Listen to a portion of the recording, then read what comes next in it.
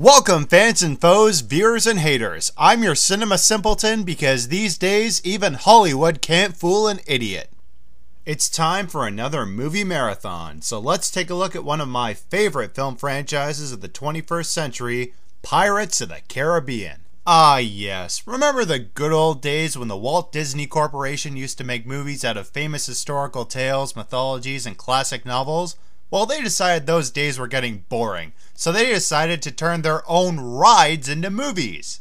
Now I know what you're thinking, and the answer is no. I am not high. And I know what you're thinking now, and the answer is yes. They must have been. Now that isn't to say I didn't enjoy the film franchise, because I really did. The problem, it got a little too overblown by the end of this series, but we'll get to that bridge when we come to it. So let's start off with the first installment, Curse of the Black Pearl.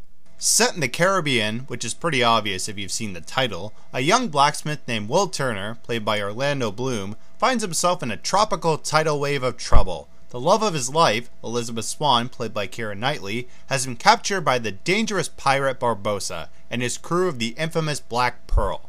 Hoping to rescue her before she's killed, Will joins up with the pirate legend, Captain Jack Sparrow, to take on the other pirates. The catch? Barbossa and his crew are the living dead, and are after a way to end their curse, for which they need Elizabeth to complete it. This is probably one of the most serious Disney films to date, which definitely gives the atmosphere a necessary gloom and grittiness to it. On the other hand, the company's mascot is this guy, which means there's plenty of comedy and cliche characters to it too. Case in point, Will Turner. Yeah, we all know his archetype, the dashing young commoner who actually bathes on regular occasion and wants to do more with his life while sweeping the damsel off her feet. Bloom plays him as the Boy Scout you would expect him to be, but as the movie and series go on, you actually feel an echo of Errol Flynn in him. Speaking of damsels, let's move on to the beautiful Elizabeth Swann, our stereotype female who's one crown on her head short of being a princess. But Knightley doesn't make her all pompous. She does have a good share of down-to-earth moments, but has enough times of screaming to remind you this isn't a world she's used to. Just like Will, her character requires a lot of progression. Then there's our sinister villain, Barbossa, played by Geoffrey Rush. Man, I love this guy. Rush makes him feel so filthy, and yet he's got so much class to him too. I knew this guy was ghostly before I even saw the skeleton face on him. Yes, I know what you're expecting now. The movie's big kahuna, Johnny Depp as Captain Jack Sparrow. Interviews have had Depp cite inspiration for the character being a mix between the Rolling Stones' Keith Richards and the Looney Tunes' Pepe Le Pew. Now I definitely got the Richards part. But Pepe? What part of this guy screams perverted French skunk to you? Wait, what part of this guy screams French to you?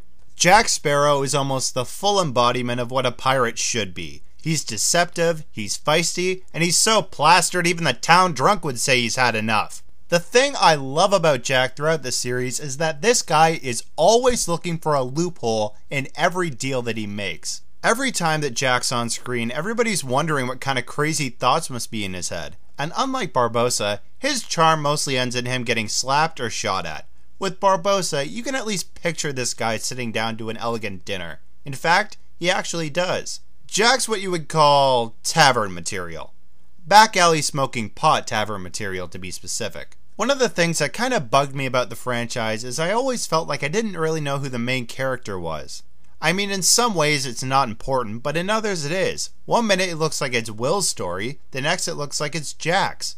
I guess since the fourth one is supposed to be without Will and Elizabeth, you could argue that the franchise is Jack's story, but his story isn't fleshed out that much in this movie. Regardless, Will and Elizabeth's story arc does have the necessary dialogue and performances to make it feel like they've got real chemistry, and it doesn't feel like they're telling two stories either. But the film really does bring to life everything that a pirate movie should. Swashbuckling action, glorious fight scenes between ships, and backstabbing every time you turn around.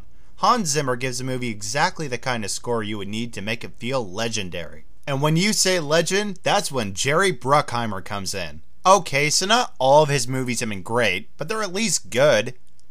It's better than Pearl Harbor. And Armageddon.